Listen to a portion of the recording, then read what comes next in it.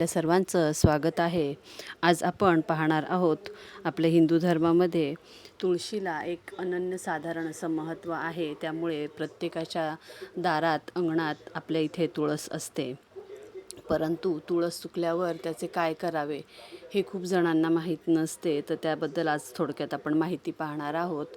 व्हिडिओला सुरुवात करण्यापूर्वी आपल्या चॅनलवरती जर आपण नवीन असाल तर आपल्या चॅनलला सबस्क्राईब करा. व्हिडिओ आवडला तर लाईक करा. आज आपण पाहणार आहोत हिंदू धर्मात तुळशीला अत्यंत पवित्र मानले जाते.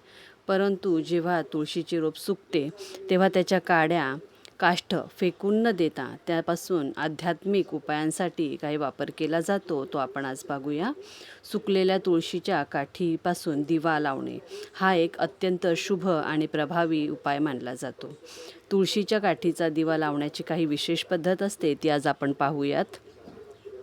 साहित्य आपल्याला काय लागेल त्याच्यामध्ये तर सुकलेल्या तुळशीच्या 7 लहान काड्या आणि पांढरा कापूस किंवा धागा. तर आपण काय करायचं, सर्वप्रथम 7 काड्या एकत्र करून त्यांना कापूस किंवा पांढऱ्या धाग्याने एकत्र बांधून घ्यायचे आणि वात तयार करावी.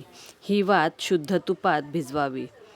गाईच्या तुपाचा दिवा लावतो आपण घरात, त्याच तुपात एका दिव्यामध्ये ही वात ठेवावी आणि त्या तुपामध्ये भिजवून घ्यावी. हा दिवा भगवान विष्णू किंवा कृष्णासमोर लावला जातो. विशेषतः एकादशी, कार्तिक महिना किंवा गुरुवारी हा दिवा लावणे अत्यंत फलदायी मानले जाते. तर यापासून काय आपल्याला फायदे होतात ते बघूयात आपण.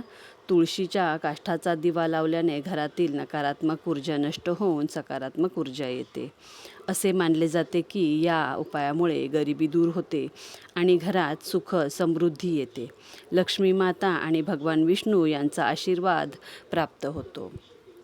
जेव्हा आपली तुळस सुकलेली असते तेव्हा आपण त्याच्या काट्या फेकून न देता त्या काढून 7 काड्या एकत्र करून त्याला पांढऱ्या दोऱ्याने किंवा आपला जो कापूस असतो त्याच्याने पूर्ण गुंडाळून त्याला वात तयार करून त्याच्यात तूप घालून आपण हा असा छान दिवा लावू शकतो, ज्याच्याने आपल्या घरात सकारात्मक ऊर्जा निर्माण होते.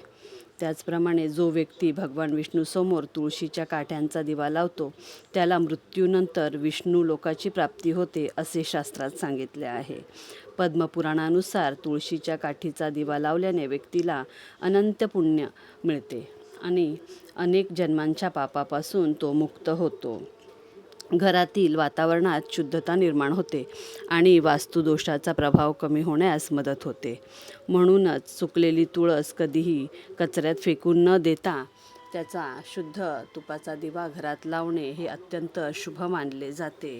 प्रिय असल्यामुळे हा दिवा भगवान विष्णूला समर्पित असल्यामुळे आपण तो एकादशीला किंवा कार्तिक महिन्यात लावू शकतो किंवा कोणत्याही दर महिन्याला दर गुरुवारी लावू शकतो. त्यामुळे आपण ह्या काट्या फेकून न देता त्या जमा करून आपण देवघरावर ठेवून द्याव्यात आणि कार्तिक महिन्यात किंवा एकादशीला गुरुवारच्या दिवशी या दिवशी आठवणीनं हा दिवा लावणे आपल्या घरासाठी भाग्यकारक मानले जाते. कारण तुळशी माताच्या दिव्याचं नकारात्मक ऊर्जा नष्ट होऊन सकारात्मक ऊर्जा येते आणि भगवान विष्णू आणि माता लक्ष्मी प्रसन्न होऊन आपल्याला त्याचे अत्याधिक शुभ फल प्राप्त होते. जय महालक्ष्मी.